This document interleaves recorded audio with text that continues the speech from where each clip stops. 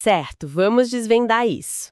Imaginem uma cerveja tão, mas tão intensa, com uma carga de lúpulo tão absurda que os próprios criadores tiveram medo de produzir.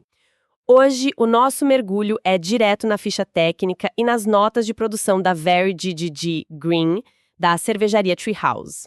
E a missão dessa nossa análise é justamente entender como uma bebida alcançou números de aprovação quase irreais. E claro, né? O que levou esses caras a arriscarem mexer numa receita clássica. Exatamente. E olha, as notas de degustação na nossa fonte já começam com um soco no paladar. Eles falam em casca de cítricos, uma textura de vitamina de frutas tropicais e um abacaxi bem doce saltando do copo. E tudo isso impulsionado por uma quantidade extrema de lúpulos da variedade Galaxy. Caramba, sim, os números traduzem muito bem essa magnitude toda. A gente está falando de uma cerveja com 8,3% de teor alcoólico e ela tem uma nota de 4,59 baseada em mais de 30 mil avaliações. Uau! 4,59 de 5, né? Isso é um consenso raríssimo no mundo das cervejas. Com certeza. E o detalhe crucial da ficha técnica aqui é o estilo. Ela é classificada como uma Double New England Hazy IPA. Para quem não está tão familiarizado com esse jargão cervejeiro, o termo hazy significa turva. Ou seja, é aquela cerveja não filtrada, certo? Isso, exato. É uma cerveja não filtrada, com uma textura quase cremosa e um amargor muito mais baixo que as IPAs tradicionais. E é justamente isso que explica essa sensação de estar bebendo um verdadeiro néctar de frutas. 8,3% de álcool com gosto de vitamina de frutas tropicais. A gente precisa desempacotar isso um pouco. Porque, normalmente colocar uma quantidade tão extrema de lúpulo significa que a bebida vai ficar amarga a ponto de travar a língua. É o que se esperaria, né? Sim, é como aumentar a saturação de uma televisão ao máximo, sabe? Fica cansativo. Como é que eles conseguiram equilibrar essa carga absurda do lúpulo Galaxy sem destruir completamente o paladar de quem tá bebendo? Então, o segredo todo tá na técnica. Em vez de ferver esse lúpulo todo lá no início do processo, o que acabaria extraindo aquele amargor agressivo dos ácidos alfa, eles usam uma técnica chamada dry hopping. Ah, que é a adição a frio, né? Exatamente. Eles adicionam essa verdadeira montanha de lúpulo a frio já no finalzinho da fermentação. A química por trás disso garante que esse processo a frio extrai apenas os óleos essenciais da planta. Entendi. E são esses óleos que trazem esses aromas explosivos de abacaxi e cítricos que você mencionou? Deixando aquele amargor pesado totalmente de fora. Faz sentido. Isso. Mas o que é fascinante aqui é que, mesmo dominando essa técnica perfeitamente, a Treehouse evitou produzir essa versão extrema por muito tempo. O que até dá para entender se a gente pensar bem. As versões anteriores, a Green e a Very Green, já eram consideradas impecáveis pela crítica. Mas aí entra uma questão que a ficha de produção levanta que me deixou bem intrigada. Qual parte exatamente? Lançar essa Very GGGGGG Green com 3 Gs justamente durante a temporada de aniversário da cervejaria. Isso não seria um risco comercial meio que desnecessário?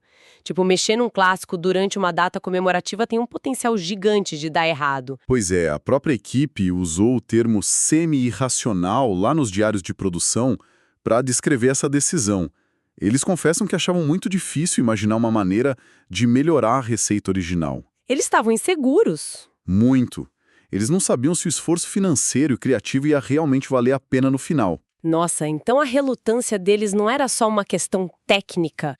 Era um verdadeiro bloqueio criativo em cima de uma obra-prima que já existia. O medo de estragar a própria arte estava super documentado ali. Com certeza.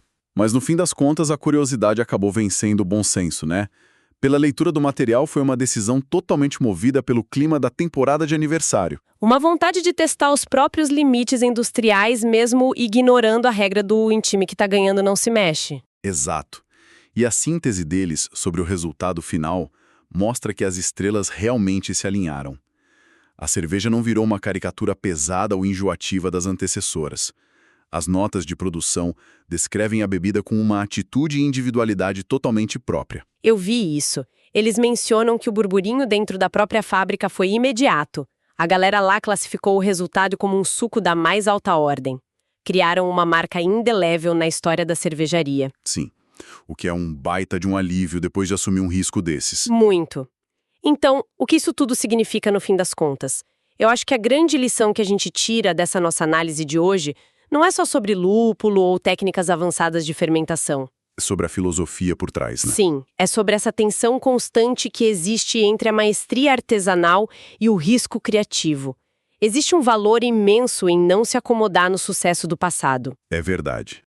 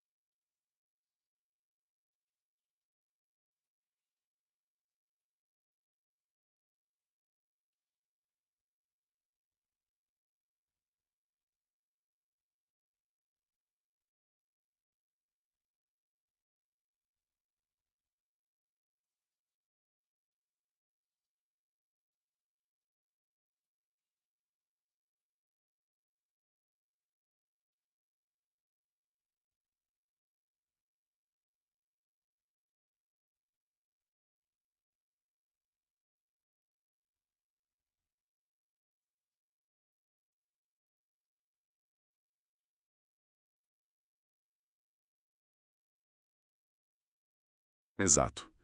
E a síntese deles sobre o resultado final mostra que as estrelas realmente se alinharam. A cerveja não virou uma caricatura pesada ou enjoativa das antecessoras. As notas de produção descrevem a bebida com uma atitude e individualidade totalmente própria. Eu vi isso. Eles mencionam que o burburinho dentro da própria fábrica foi imediato. A galera lá classificou o resultado como um suco da mais alta ordem.